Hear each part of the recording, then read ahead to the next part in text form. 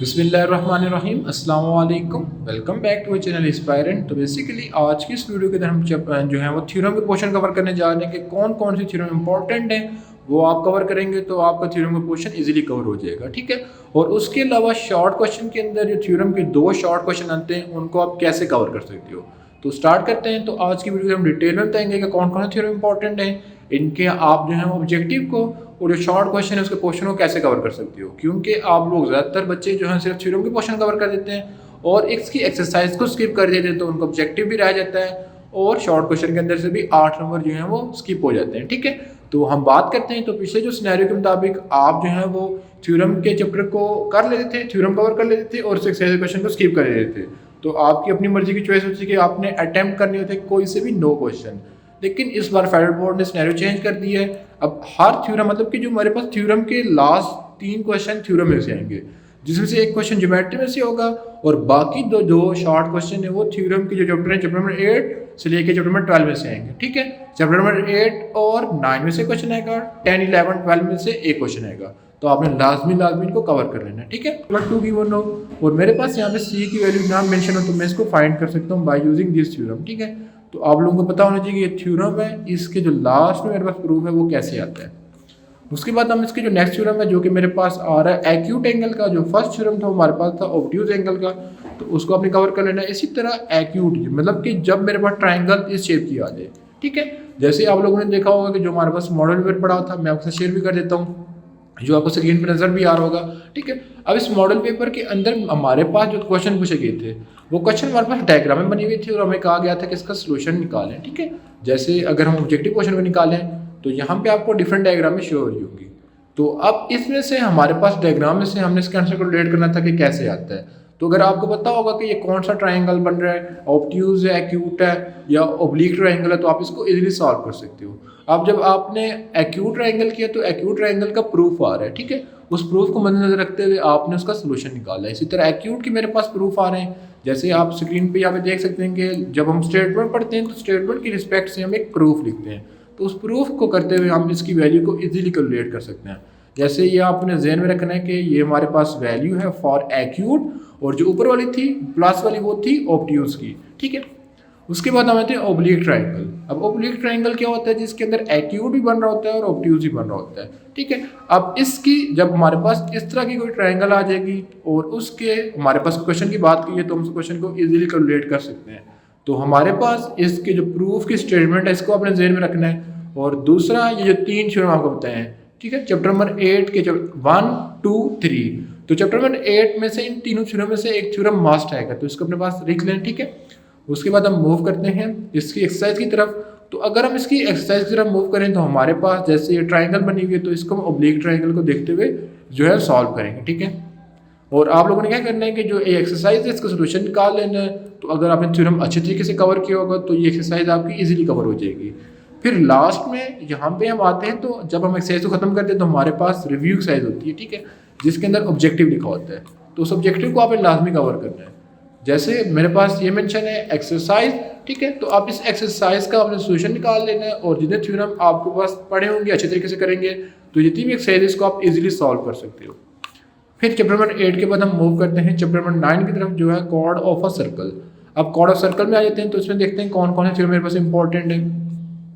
तो हमारे पास जो थ्योरम नंबर 1 है काफ़ी बार रिपीट हुआ है कि one and only one circle can pass through non clear point, तो थ्योरम नंबर 1 कवर कर लेना है। ठीक है, और जैसे आपको पहले बताया कि एक्सरसाइज कैसे कवर करेंगे, तो इसी तरह जब आप थ्योरम को कवर कर चुके होगे अच्छे तरीके से तो फिर इसकी एक्सरसाइज का आपने सोल्यूशन निकाल लेना है।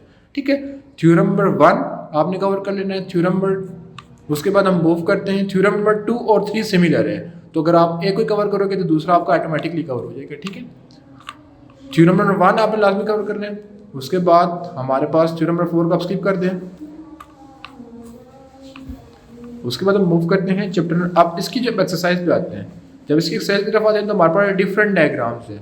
अगर इन डायग्राम को अगर आपको सोल्यूशन आता होगा, मीन यहाँ पे एक क्वेश्चन लिखा हुआ कि in circle figure ADB is called dash. ठीक है, अगर आपको पता होगा कि ये रेडियस है, सेकंड है, कॉर्ड है, डायमीटर है, तो आप इसको इजीली कवर कर सकते हो। जैसे यहाँ पे पता चल रहा है कि कॉर्ड है। ठीक है, उसके बाद अगर यहाँ पे देखा जाए तो यहाँ पे मेरे पास अगर वैल्यू मेंशन है AB की, OB की, OC की, OK CD, तो आपको कैलकुलेशन करना आनी चाहिए, पता होना चाहिए परपेंडिकुलर क्या होता है, पैरेलल क्या होता है, पैरेलल का सिंबल क्या होता है, परपेंडिकुलर सिंबल क्या होता है, कॉन्ग्रुएंट का सिंबल क्या होता है, आर का सिंबल क्या होता है, कॉर्ड का सिंबल क्या होता है, साइड एंगल साइड क्या होती है, ठीक है, एच एस फॉर्सुलेट क्या होते हैं, सारी की सारी चीज़ें अगर आपको पता होगी तो आप उसकी एक्सरसाइज को इजीली कवर कर सकते हो। अब आपके पास टाइम कम है तो आप लोगों ने इसका सोल्यूशन निकाल के थ्योरम को पहले कंप्लीटली कवर करने के बाद उसकी जो एक्सरसाइज है उसको एक बार आपने देख लेना, तो इंशाल्लाह गारंटी से कह देता हूँ कि वो आप कवर कर सकते हो, ठीक है। तो चैप्टर नंबर मैंने आपको बताया कि चैप्टर नंबर 8 से 1 to 3, चैप्टर नंबर 9 से चैप्टर थ्योरम नंबर 1, 2 और 3 सिमिलर है तो आपने कवर कर लेना है, ठीक है। उसके बाद हम आते हैं यूनिट नंबर 10 की तरफ, टेंजेंट ऑफ अ सर्कल। आप देखते हैं कि टेंजेंट ऑफ सर्कल में थ्योरम नंबर 1 इंपॉर्टेंट है, इसको आपने कवर कर लेना है, ठीक है। थ्योरम नंबर 2 और 1 थोड़ा सिमिलर है तो आपने 1 कवर कर लेना है, 2 को बेशक स्किप कर दें। ये थ्योरम नंबर 3 ये बहुत बार रिपीट हुआ हुआ है, अगर मैं यहाँ पे आपको दिखाऊं, ठीक है। अब आप क्वेश्चन पूछ लेते हैं कि इसको हम कैसे सॉल्व करेंगे। तो ये जो क्वेश्चन मेरे पास मेंशन है क्वेश्चन नंबर 8, देखा जाए तो सेम डायग्राम है, ठीक है। तो अगर आपने थ्योरम अच्छे तरीके से किया होगा ये वाला, ठीक है, तो आप इस क्वेश्चन को इजीली कवर कर सकते हो, ठीक है। अब लिखा हुआ 2 tangent and drawn from a circle from a point outside equal in length. अब ये मेरे पास सेम थ्योरम है, यहाँ पे मेरे पास जब इसको डाउनलोड किया तो इसमें यहाँ पे मिस्टेक आ रही है, ठीक है, ये इससे मिल रहा है, ये मेरे पास थ्योरम था। अब लिखा हुआ कि in figure OA is equal to 8 centimetre and measurement angle OCB is equal to 30 centimetre. Find numerical value of measurement angle OAB and numerical value of measurement angle AC, ठीक है। तो मेरे पास मेजरमेंट AC की वैल्यू और measurement angle OAB की वैल्यू को निकालना है।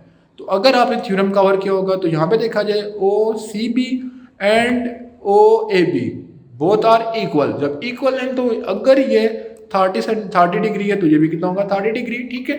उसके बाद हमारे पास लिखा है कि मेजरमेंट एंगल AC निकालना है, तो मेरे पास मेजरमेंट एंगल AC और मेजरमेंट एंगल BC आपस में इक्वल होंगे। तो यहाँ पे अगर हम इस थ्योरम की तरफ आ जाए, ठीक है, तो यहाँ से आप इसको इजीली कैलकुलेट कर सकते हो, ये चीज़ आपको क्लियर होगी, ठीक है। तो बेसिकली अगर मैं इस थ्योरम पे आ जाऊँ, थ्योरम बहुत इंपॉर्टेंट है। तो इसी तरह अगर हम जो है वो जो हमारे पास मॉडल पेपर था क्वेश्चन नंबर 8 की तरफ देखा जाए तो क्वेश्चन नंबर 8 इसी थ्योरम में से पूछा गया, ठीक है। तो अगर आपने थ्योरम इजीली कवर किया होगा तो आप इसका आंसर दे सकते हो। तो आप कमेंट सेक्शन में जब थ्योरम कवर कर लेंगे तो इसका आंसर मुझे बताना कैसे आएगा, ठीक है। उसके बाद हम मूव करते हैं नेक्स्ट क्वेश्चन की तरफ। अब इसमें से जो थ्योरम इंपॉर्टेंट था, थ्योरम मतलब चैप्टर नंबर 10 में थ्योरम नंबर 1, थ्योरम नंबर 3, ठीक है। उसके बाद फर्दर मूव करते हैं। अब थ्योरम नंबर 3 के बाद 4 के 2 पार्ट हैं, 4 का A पार्ट भी कवर करना है जिसके अंदर इंटरनल और B एक्सटर्नल, इन दोनों को आपने लाजमी कवर करना है, ठीक है। चैप्टर नंबर 8 के तीनों थ्योरम, चैप्टर नंबर 9 के 1 और 2, चैप्टर नंबर 10 के 1, 3 और 4 के इंटरनल और एक्सटर्नल दोनों आपने कवर करने हैं, ठीक है। उसके बाद हम मूव करते हैं नेक्स्ट चैप्टर की तरफ जो कि हमारे अब जैसे कि हम इसकी एक्सरसाइज की तरफ मूव करें तो मेरे पास रिव्यू एक्सरसाइज के अंदर ये चीज़ें मेंशन है, ठीक है। जैसे मेरे पास ये क्वेश्चन है, अगर आपको इसका सॉल्यूशन आता होगा तो देखा जाए तो इसी के रिलेटेड इसी तरह के क्वेश्चन मेरे पास ऑब्जेक्टिव में भी थे और सब्जेक्टिव में थे, तो आप इनको इजीली कवर कर सकते हो। जैसे देखा जाए तो मैंने अभी आपको थ्योरम कराया था, सेम टू सेम इसी तरह का थ्योरम था, ठीक है। तो अगर आपने अच्छे तरीके से कवर किया होगा तो आप इसको भी इजीली कवर कर सकते हो, ठीक है। उसके बाद हम आते हैं चैप्टर नंबर 11 की तरफ। चैप्टर नंबर 11 में से कौन कौन है थ्योरम इंपॉर्टेंट है। तो चैप्टर नंबर 11 है, थ्योरम नंबर 1 आपने मस्ट कवर करना है, ठीक है। उसके बाद अगर हम बात करें थ्योरम नंबर 1 तो चैप्टर नंबर 11 में थ्योरम नंबर 1 इंपॉर्टेंट है तो उसको आपने लास्ट में कवर कर लेना है। उसके बाद हम आते हैं चैप्टर नंबर 12 की तरफ, angle of in angle in a segment of a circle, ठीक है। अब अगर बात कीजिए तो ये वाला थ्योरम और ये क्वेश्चन एक इसमें से आया, ठीक है, और एक मेरे पास शॉर्ट क्वेश्चन के अंदर से भी क्वेश्चन इसी में से आया। तो अगर ये थ्योरम आपने अच्छे तरीके से कवर किया होता तो आप इसका भी आंसर मॉडल पेपर में दे सकते हैं और वो जो आपको ऊपर क्वेश्चन दिखा है उसका भी दे सकते हैं। देखा जाए तो दोनों सिमिलर है, ठीक है। अब इसके अंदर लिखा हुआ है इस क्वेश्चन के अंदर मेरे पास question ABC are a 4 point of a circle with centre O। अब मेरे पास ABCP 4 पॉइंट है जिसका सर्कल सेंटर क्या है O।